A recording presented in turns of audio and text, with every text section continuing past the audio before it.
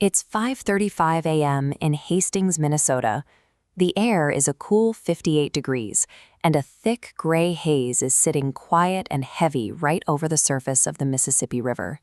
Downtown is starting off overcast, looking exactly the way most of us feel before that first critical cup of Sunday morning coffee kicks in to clear our heads. If you're heading out early to walk the trails down at Levee Park, you will definitely want to bring a light layer to cut through that damp river air. But while the town is waking up slowly, the calendar date hanging on the wall, Sunday, June 14th, is incredibly dense with history. Before the sun burns off the haze and gets us to today's high of 73 degrees, we need to step outside Hastings to see the massive scale of exactly what has happened on this specific day.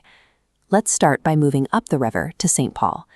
It is June 14th, 1905. A massive parade is marching through the streets, transferring Minnesota's historic battle flags from the old State House to the newly built Capitol building. Marching with those flags are the men who actually carried them in combat.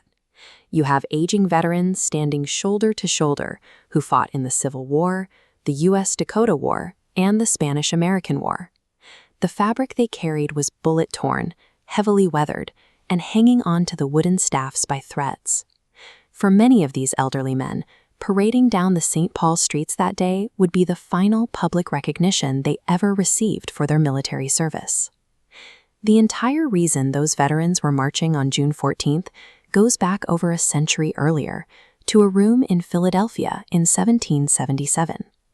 On this exact date, the Continental Congress formally gathered to approve the very first design for a new national flag.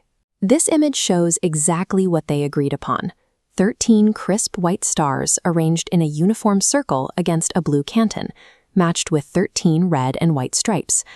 That single bureaucratic decision created a unified visual identity for the young country, eventually prompting presidents and Congress to legally dedicate June 14th as Flag Day. By June 14, 1919, the scale pushed outward to a global level, landing on the coast of Newfoundland with two aviators named John Alcock and Arthur Brown. They strapped themselves into an open cockpit twin-engine biplane and left the solid ground behind, attempting something that had never been done: flying nonstop across the Atlantic Ocean. They spent over 16 hours navigating blindly through fog, snow, and ice, entirely isolated above thousands of miles of freezing open water. That punishing trajectory finally ended the following day, when they plummeted nose first into an Irish bog. They pulled themselves out of the wreckage near this rugged, wind-swept coastline, completely exhausted but alive. Surviving that flight won them the Daily Mail Aviation Prize, earned them knighthoods, and proved to the world that intercontinental air travel was a physical reality. Back here in Hastings, that morning haze is clearing out to make way for a beautiful afternoon. We are looking at partly sunny skies turning into full sunshine, with a high near 73.